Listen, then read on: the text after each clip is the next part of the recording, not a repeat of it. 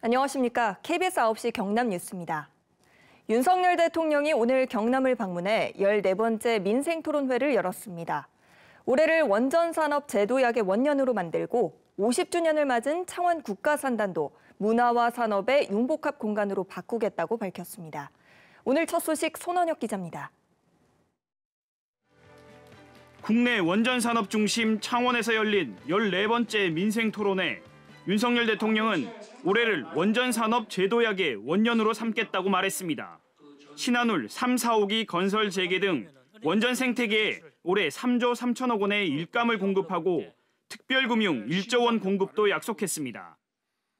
중요한 수출 산업으로 발전했습니다. 원전은 그 건설과 운영 과정에 어마어마한 경제적 효과를 가져오는 민생 직결 사안입니다. 소형 모듈 원전, SMR 등 원전 제조를 위한 연구개발 지원도 강조했습니다. 지난해 7천억 원을 포함해 임기 내 원전 연구개발 투자에 4조 원 이상을 쓰겠다고 말했습니다. 또 원전산업 지원 특별법 제정을 추진하고 관련 분야 지속 가능성을 담보하겠다고 밝혔습니다. 토론회에서는 창원 국가산단 청년 인구 유출에 대한 정부의 해법을 구하기도 했습니다.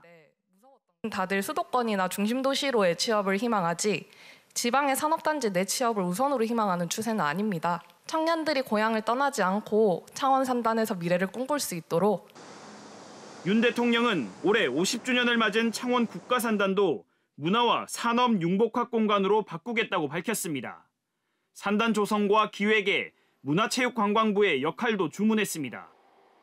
규제를 획기적으로 풀어서 산업단지 곳곳에 카페, 편의점, 공연장, 운동장과 같은 문화시설과 편의시설이 들어설 수 있도록 하겠습니다. 또 투자 유치를 위한 창원 그린벨트 해제, 한아세안 국가정원 조성, 남부 내륙철도 정상 추진도 약속했습니다. 윤 대통령은 10년 동안 3조 원을 투자해 경남과 부산, 울산, 호남을 잇는 남부권 광역 관광 개발을 올해부터 본격 추진할 계획이라고 밝혔습니다. KBS 뉴스 손원혁입니다. 이번 민생토론회에서 또 눈길을 끈 건 거제의 기업혁신파크 추진 소식입니다. 30년 가까이 표류하던 거제 장목관광단지에 기업이 토지 조성과 입주 등을 주도하는 새로운 문화산업도시를 만든다는 겁니다. 계속해서 송현준 기자의 보도입니다. 거제시 동북쪽 장목면 일대, 거가대교와 가깝고 향후 가덕도 신공항과 남부 내륙철도가 들어서면 교통 인프라가 크게 나아질 곳입니다. 정부는 이 일대 171만 제곱미터의 기업혁신파크 추진을 발표했습니다. 사업비는 1조 4천억 원, 의료와 정보기술, 문화예술 산업이 중심이 되는 도시를 민간 주도로 구축한다는 계획입니다. 이런 멋진 프로젝트가 잘 진행될 수 있도록 저희 참여 기업들과 그다음에 거제시 그리고 경남도 같이 협력해서 아주 멋진 프로젝트 만들어 보도록 하겠습니다. 지난해 9월 선도 사업 공모에 거제가 전국 최초로 선정된 곳입니다. 거제 기업 혁신도시 예정지는 경상남도가 관광단지로 개발하겠다며 재작년에 MOU까지 체결한 곳입니다. 원래는 내년부터 공사를 시작할 계획이었습니다. 경상남도가 2022년 말 민간 사업자와 협약을 맺고 1조 2천억 원을 투자해 대규모 관광단지를 만들겠다고 한 곳. 지난해에는 2030년 완공을 위해 사업이 본 궤도에 안착했다고 한 곳입니다. 하지만 이후 사업계획 수립이나 토지 매입 등 후속 조치는 없었습니다. 사업 대상지 주민은 그동안 개발 계획만 발표되고 민간 기업의 활동이 전혀 없었다며 또 시간만 끌게 될까 봐 걱정이라고 말했습니다. 정부는 다음 달부터 컨설팅을 통해 기업과 자치단체의 사업 제안을 구체화하도록 하겠다고 밝혔습니다. 관건은 새로운 민간 사업자의 충분한 재무 요건과 자본 확보입니다.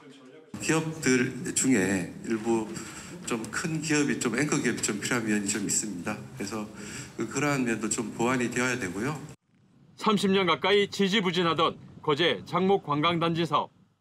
기존 청사진과 달리 기업 혁신파크로 새 출발하지만 이번에도 시간만 끌게 되는 건 아닌지 최종 성사 여부가 주목됩니다. KBS 뉴스 송현준입니다. 정부가 창원권 등 비수도권 6개 권역을 대상으로 그린벨트 해제를 추진합니다. 그동안 원칙적으로 그린벨트 해제가 불가능했던 환경평가 1, 2등급 지역도 국가 또는 지역 전략 사업을 추진하는 경우 해제를 허용하기로 했습니다. 현재 창원권 그린벨트 면적은 모두 297제곱킬로미터이며 환경평가 1, 2등급 비율은 88.6%입니다. 전공의 집단행동 사흘째를 맞아 경상남도 의사회 회원 등 200여 명은 오늘 저녁 창원 정우상가 앞에서 집회를 열고 정부의 의대 정원 증원에 반대했습니다. 경상남도는 오늘 오전까지 전공의 집단 사직으로 인한 진료 예약 취소나 수술 연기 등 피해는 없다고 밝혔습니다. 다만 의료 인력 감소에 따라 양산 부산대병원이 수술실 운영을 줄이는 것을 검토하고 있습니다.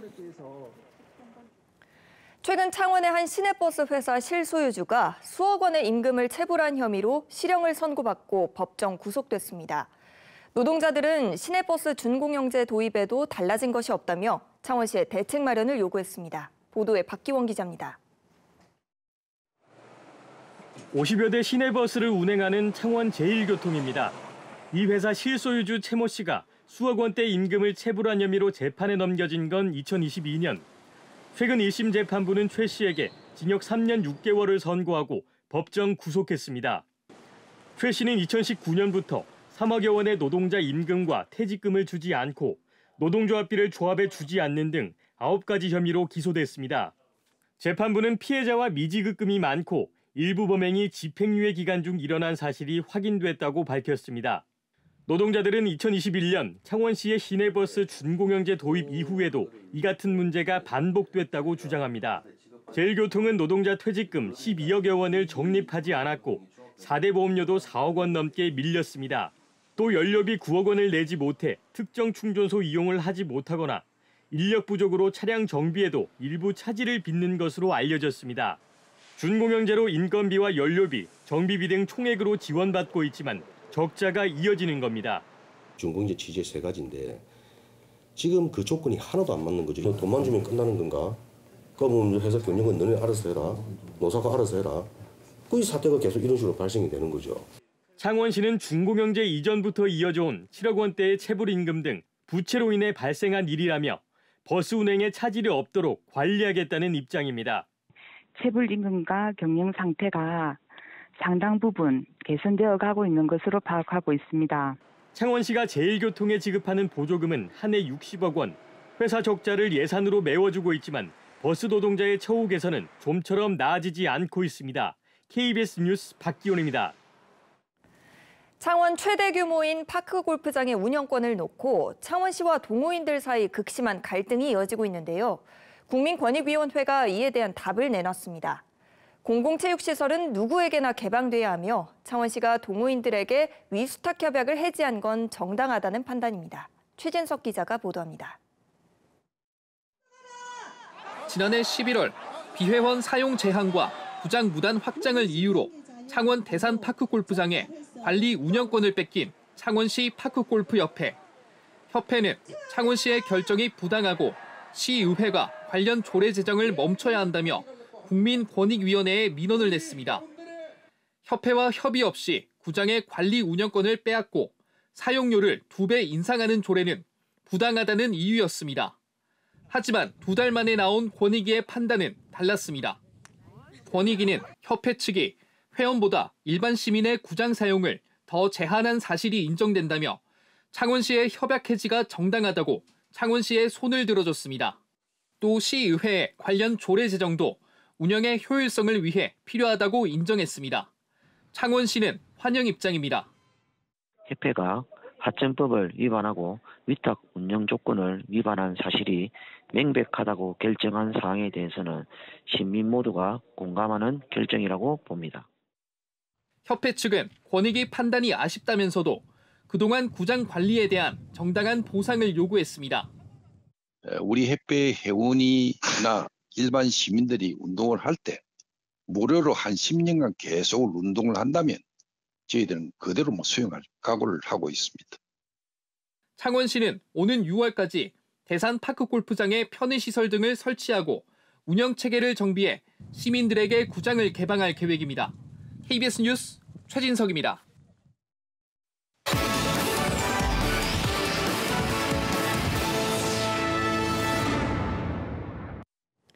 민주노총 경남본부가 오늘 윤석열 대통령의 창원 방문에 맞춰 창원시청 앞에서 기자회견을 열고 윤 대통령의 국정기조 전환을 촉구했습니다. 이들은 윤 대통령이 민생행보라는 이름으로 창원과 울산 등을 방문해 공약을 쏟아내면서 갈등을 부추기고 있다며 대통령은 국민의 쓴소리를 듣고 요구를 수렴한 정책을 내야 한다고 주장했습니다. 더불어민주당이 당내 경선 1차 결과 발표를 통해 창원 진해 선거구의 황기철 전 해군 참모총장을, 사천 남해 하동 선거구의 재윤경 전 의원을 후보로 확정했습니다. 이로써 민주당은 경남에서 김기태 전 지역위원장이 단수 신청한 산청, 함양, 거창 합천을 제외하고 15개 선거구에서 후보를 확정했습니다.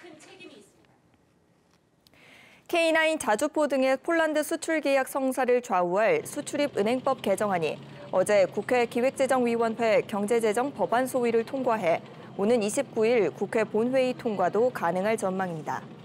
개정안은 수출입 은행의 법정 자본금을 현재 15조 원에서 25조 원으로 늘리는 내용을 담고 있습니다. 법안이 통과하면 폴란드 무기 2차 수출 계약 무산 위기를 넘기게 될 것으로 기대됩니다. 한국항공우주산업 카이에서 근무하던 인도네시아 기술자가 한국형 초음속 전투기 KF-21 자료를 유출하려다가 적발된 사건이 경찰 수사로 전환됐습니다.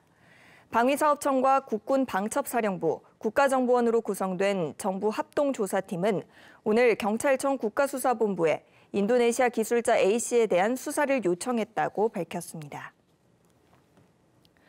오늘 낮 12시 20분쯤 하동군 화력발전소 부두에 있던 4만 5천 톤급 화물선에서 기름이 유출돼 방제 작업이 진행됐습니다.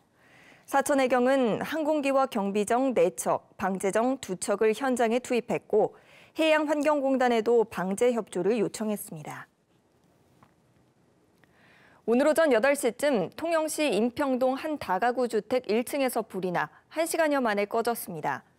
이 불로 집 안에 있던 59살 정모 씨가 숨졌으며 소방서 추산 500만 원의 재산 피해가 발생했습니다. 경찰과 소방당국은 정확한 화재 원인을 조사하고 있습니다. 전교조 경남지부가 오늘 성명을 내고 새학기에 배치되는 학교폭력 전담조사관 172명 가운데 현직 교원 일부가 포함된 건 제도 취지와 어긋난다고 말했습니다. 이들은 학폭 전담 조사관에 현직 교원 5명이 포함된 것으로 확인했고 교원 본연의 활동인 수업 등에 지장이 생길 수밖에 없다고 설명했습니다. 지금까지 경남 소식이었습니다.